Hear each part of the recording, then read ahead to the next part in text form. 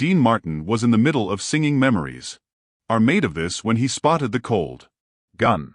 It wasn't pointed at him, not yet, but it was just sitting there on the table in front of a man in the front row. A man whose name you never said out loud in Las Vegas. A name that made people whisper in the halls of every casino. A name that brought power, fear, and respect. Dean stopped singing. The band kept playing without missing a note. But something changed in the room. The audience felt it too and got quiet. Their eyes moved between Dean and the man up front. The laughter and clapping from before disappeared. Like smoke. Everyone could feel it. The tension was thick and hard to breathe in.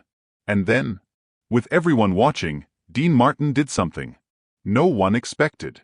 He walked right toward the man in the front of the room. The mobster, who was now staring at him quietly with a dangerous look that gave nothing away. Dean got to the edge of the stage, turned, and without thinking twice, handed him the microphone. To understand what happened next, you have to know about Las Vegas in 1965. It wasn't the bright, family fun entertainment city it's known as today. No. Back then, Las Vegas was a city run by organized crime. Every hotel, every casino, every show was a business controlled by the mob. The Sands Hotel, where Dean performed a lot, was no different. It was partly owned by powerful crime families. And everyone who knew understood that when you were in Vegas, you were at the mercy of the men who controlled it. Frank Sinatra had his own tricky relationship with these men. The Rat Pack. Dean, Frank, Sammy, Joey, and Peter knew the rules. You performed, you entertained, you stayed in your place, and you never crossed the men who really ran the town. Dean Martin understood these rules better than most. Growing up in Steubenville, Ohio, he had seen the underworld close up. His father had worked in a barber shop that was a front for illegal gambling. Dean had been around these men his whole life. He knew how they thought, what they could do, and how to stay alive in their world. But Dean also had something most people didn't. He had no fear at all when it came to performing. On stage, he felt untouchable. Not because he was cocky, but because he just didn't care about impressing anyone. He was there to sing, tell jokes, and have fun. If you didn't like it, well, that was your problem, not his. And yet tonight, everything was different. As Dean kept singing, the man in the front row had caught his eye, and Dean had felt the change in the air. He wasn't just another rich gambler or someone out for fun. This man was different. He was a shadow over the whole room, a force of nature, the kind of man who didn't just run the show, he owned it. Dean's voice paused for just a second, and then he saw it. The gun sitting casually on the table in front of the mobster. It wasn't pointed at him. Not yet, but it didn't need to be. It was a message, loud and clear. Dean Martin stood still, his mind thinking fast. The audience waited, not sure what was happening. The music played on a few beats late, but all eyes were on Dean, waiting for his next move. He looked at the mobster. The man didn't move. He didn't even blink. His cold, thinking eyes stayed locked on Dean, as if daring him to do something. For a moment, it felt like time stopped. The usual casino noise, the air conditioning hum, the sound of glasses clinking. Everything else felt far away. There was just Dean, the mobster, and that gun. Dean took a slow breath, letting the cool air fill his lungs. He wasn't scared. He'd been in situations like this before. He knew how to handle it. With a slow, sure move, Dean smiled. Not a normal smile, but that famous Dean Martin grin, the kind that calmed even the toughest crowds. He lifted the microphone again. The audience watched in total silence, not sure what would happen next. Then, with a light, fun tone, Dean spoke, his voice breaking through the tension. Well, folks, Looks like we have some new talent in the crowd tonight. I hope he's ready for his big moment." The audience laughed a little nervously, not sure if they should laugh or if this was when things went bad. But Dean wasn't worried. He was in charge. He always was. He stepped closer to the edge of the stage, just inches from the mobster.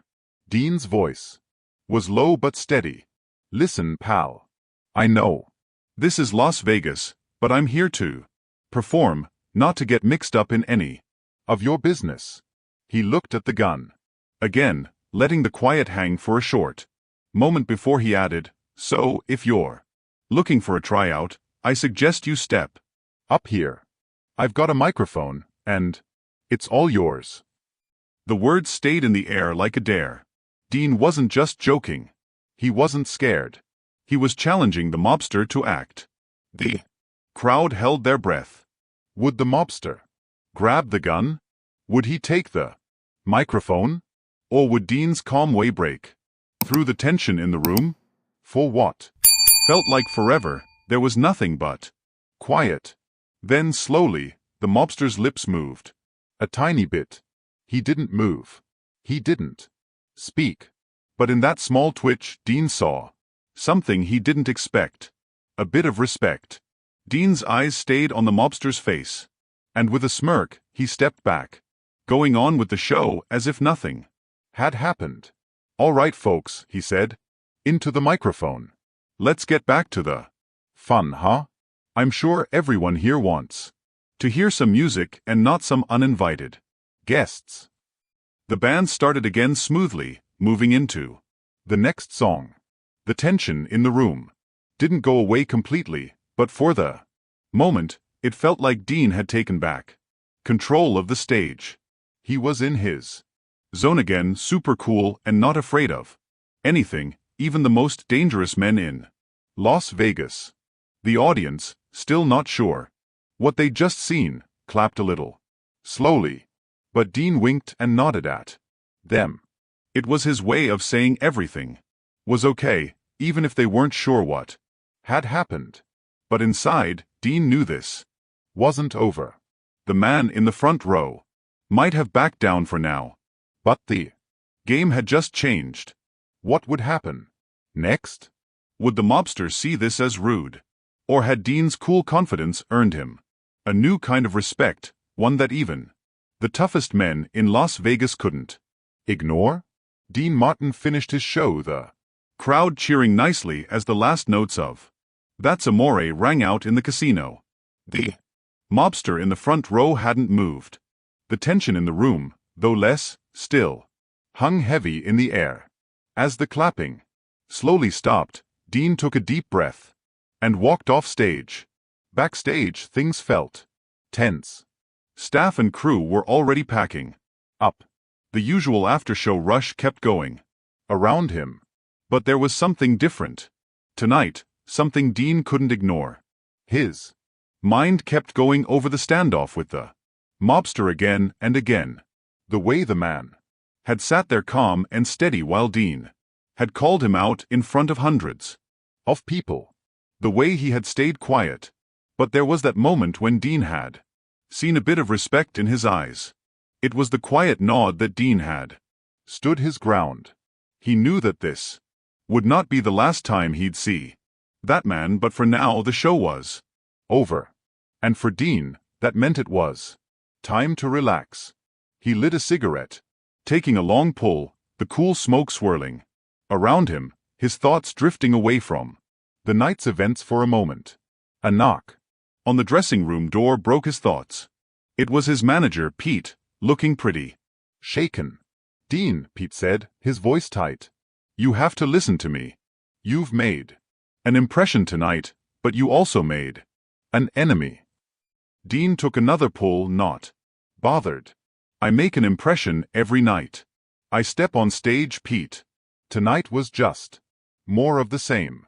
"Don't be so sure," Pete said, his eyes looking around as if someone might be listening. "This isn't like anything you've done before. You crossed a line tonight. That man, and Telly, he's not Someone you can just laugh away. He's not the kind of guy who forgets. He's dangerous, Dean. Dean flicked the ash from his cigarette, leaning back in his chair. Pete, I've been in this business long enough to know the rules. I don't let anyone tell me what I can or can't do. Especially not someone like him. Pete shook his head, worry clear on his face. I know you're tough, but this guy's different. He's been tied to a lot of bad stuff in Vegas. A lot of things people don't talk about, things that make what you did tonight seem like kid stuff. Dean stood up, fixing his tuxedo jacket. If that's true, then he knows where to find me. I'm not hiding, Pete. Pete opened his mouth to speak, but before he could, there was another knock on the door. This time, the knock was softer, almost careful. Pete turned to Dean, his face going a bit pale. You expecting someone? Pete asked. Dean shook his head. Slowly. Not that I know of. Pete opened the door carefully, showing a man in a dark suit, one of the mobster's helpers. The man stepped in, his cold eyes looking around the room. Mr. Martin, Mr. Anthony, would like to have a word with you. The man said, his voice deep and rough. Dean's eyes narrowed, and Pete stepped back. On instinct. But Dean, always cool, didn't move. He didn't even blink. He nodded a little and said calmly, I'm not going anywhere, so tell your boss to come to me. The man looked surprised, but only for a second. He had clearly expected Dean to go quietly. Without another word, he turned and left, the door closing behind him. Pete, still uneasy, spoke quietly. Dean, are you sure? This could get really bad. Dean took a deep breath, letting it out slow and steady. Pete, you can either be afraid of these guys or you can stand up to them. I've always chosen to stand up. There was quiet in the room as Pete thought about Dean's words. Finally he spoke. Again, his voice a bit softer but still worried. I know you've always been fearless. But this isn't the same as anything you've faced before. You're playing with fire here. Dean. You don't just walk away from this kind of trouble. Dean smiled, his famous grin spreading across his face. That's the difference between me and everyone else. Pete. I don't play, I perform. With that, Dean walked toward the door, fixing his cufflinks and straightening his bow tie. Pete watched him go, full of doubt but unable to stop him. Dean opened the door and stepped into the dimly lit hallway, heading toward the casino floor. His footsteps echoed in the empty corridor. He passed staff, some who gave him nervous looks, but no one tried to stop him. He got to the back room of the Sands where the door was open a little. He could see the man standing by the table. The mobster's cold eyes watched him as he walked in. But this time, there was something different. No more threats, no more tension. Just two men facing each other, each quietly sizing up the other. Dean walked into the room without pausing. The mobster looked him over, then gave a small, almost invisible nod. You got guts, Martin, the mobster said, his voice low, but with a touch of respect. Dean, never backing down, replied smoothly. If you want a show, it's all yours. But let's be clear. I'm running the show here, not you.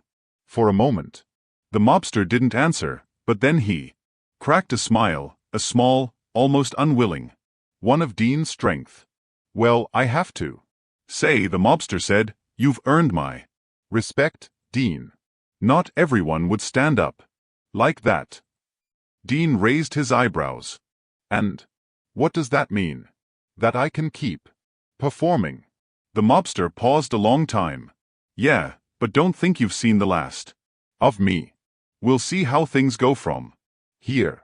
Dean nodded, turning to leave. I'm not worried. I'll see you around.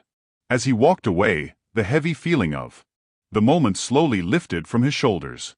He had stood his ground, and in doing so, he had not only survived a dangerous meeting, but had earned the respect of one of the most feared men in Las Vegas. Dean Martin wasn't just a performer. He was untouchable, not because of his fame, but because he refused to bow to anyone, no matter how powerful they were.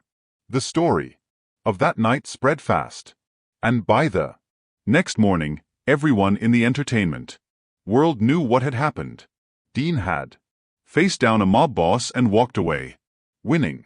From that night on, things would never be the same in Las Vegas.